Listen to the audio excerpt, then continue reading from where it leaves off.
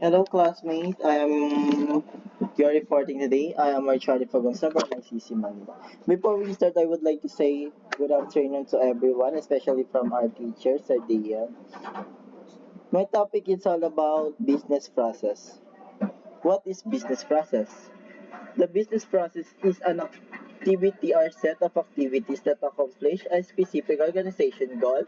Business processes should help for possible goal with as specific as possible as procedure consistent outcomes. Ang ibig sabihin, ang business process, ito yung mga negosyo o negosyo, mga proseso ng negosyo kung paano magsimula sa isang business. The second is team business process management. A systematic approach to improving those processes which help organizational achieve their business goal. If organization is unable to perform certain business processes internally due to cost or resource certainly, the company might use of business process outsourcing. Before tayo magsimula sa isang business, need natin magkaroon ng isang business partner o kailangan natin magkaroon ng plan A, plan B. Once na hindi naging successful yung plan A natin sa business, magkakaroon tayo ng plan B. Ang option kasi, itong plan B na to, may possibility pwede maging successful yung business process natin kung paano tayo magsisimula sa isang negosyo. The third is organizational also engage in the business process mapping to help boost our effectiveness of their business operation, business process to mapping provide to visual representation of how different processor function and give organization better of visibility into their business work. Before tayo magsimula talaga sa isang business, kailangan tayo magkaroon ng representation kung paano gagawin ang isang business process. Hindi ka pwede dumiretso-diretso sa isang business kapag wala kang planato. Kasi ang isang business, kung magtatayo ka, need talaga natin neto ng mga proseso kung paano gumawa ng isang business. The next, ito na nga dito na nga papasok. Why are business processes important? The business process important, pumapasok dito, they help organization identify and understanding to actual work and require to keep the light on the achieve organization objective. The second is they break the work into organized, repeatable step to the worker can follow, achieve, or consistent outcomes. The third is using repeatable step to procedure consistent outcomes help organization to more accurately predict or resource they need or thereby lowering or risk of over under provisioning variable resources. The fourth is the consistent, repeatable nature of defined business outcomes help lower to the risk employer introducing work around of individuals step that can cause disruption and slow work of increased error rates. The fifth is being able of better measure of events secure effectiveness of the individual step within a process enable tip of identify and mitigate and bottleneck to improve performance day foundation continuous improvement. The last as team are better able to identify where technique such as robotic process automatic can be used of further both effectiveness or effectiveness. Before tayo magkaroon sa isang business, ito ang kailangan natin malaman bakit mahalaga ang isang business process. Kapag mas naintindihan mo na ito yung business process within organization or critical enterprise, success for the following reason. Dito mo na malalaman kung paano magiging successful ang isang business. Once na hindi mo to naintindihan o hindi mo to nabasa or else, kailangan mong malaman dito ang tatlong ibig sabihin na business process and versus business procedure and business function. The business process are previously start to the series relative task to the result desired output in the establishment set to repeatable activities. The second is a business function is an organizational unit within our enterprise or organization which business function has its own specific set of responsibility and activities that it must execute to support the business of carrying our its mission of overall objective.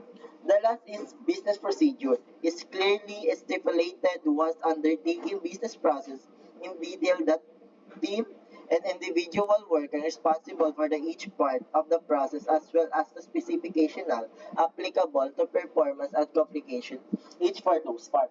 This the three procedure or this the three business process, business procedure, business function. This is the important how to be successful your business is starting. For example, I am a service crew from the Jollibee Santo Place. The I know how to be handle the business. There are more on activities, there are more on performance need of the service crew to be successful. Kasi hindi naman magiging successful ang isang business kung hindi sila kukuha ng mga employee. Kasi ang mga employee, sila ang si-serve o sila nagpo-produce doon sa customer para mabenta yung produkto na kailangan nila. No? That is the meaning of business process, business procedure, business function. Dito mo lalaman ng isang business kung paano mapapalawak ang isang business dahil sa isang business na yun, maraming nilalaman yun. Hindi isang company lang yun, kundi 3-4 na company ang pwede mo malaman kung sino ang nag-handle ng isang business na yun. The last is business process category and example. Dito mo na nga malalaman kung ano yung nilalaman doon sa business na yan. The first is operational process, also called primary process. They processes deal with the core business and value chain and deliver value of customer by helping to produce and product service to operational processes represent essential business activity that accomplish business objectives such as generating revenue. Example, meron calling following taking customer order. Ito na nga, kakasabi ko nga lang po, before ang isang business, doon mo malalaman na maraming company o maraming nag-handle sa isang business. Hindi magiging successful ang isang business kung isang company lamang ang nag-handle dito. Kailangan na ito magkaroon ng business partner.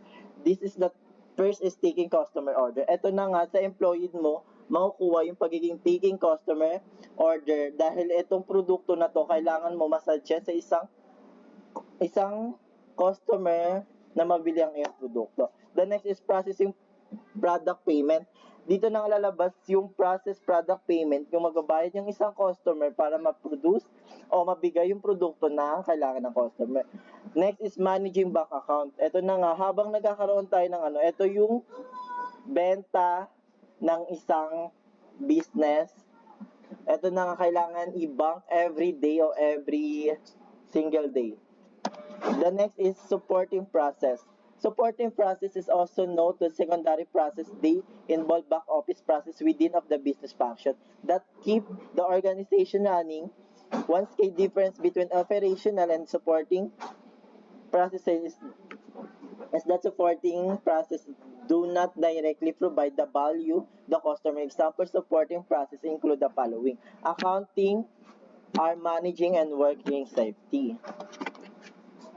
The third is management process. The process measure, monitor, control the activities of related business procedure and system that supporting process. Management process do not provide value directly to the customer.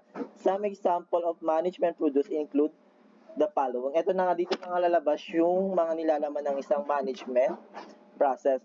Yung internal communication, governance, strategy, planning, budgeting, structure, and capacity management. The last is business process category. Sa business process category, explain ko nga lang po what is operational process and what is management process and supporting process. Lumalabas sa operational process is you taking customer managing bank account is importantly to the business process categories.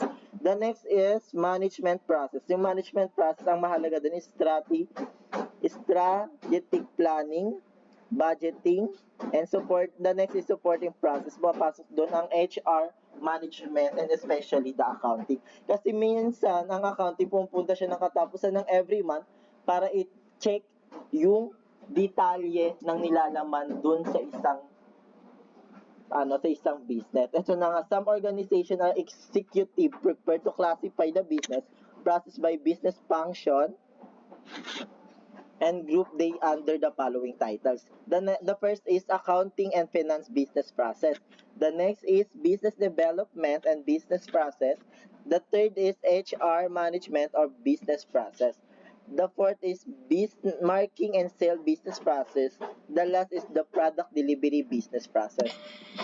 This is the 3 questions that I choose what quiz about the business process. The first is define what is business process. The second is define what is business procedure. And the last is define what is the business function. Think to understand and thank you.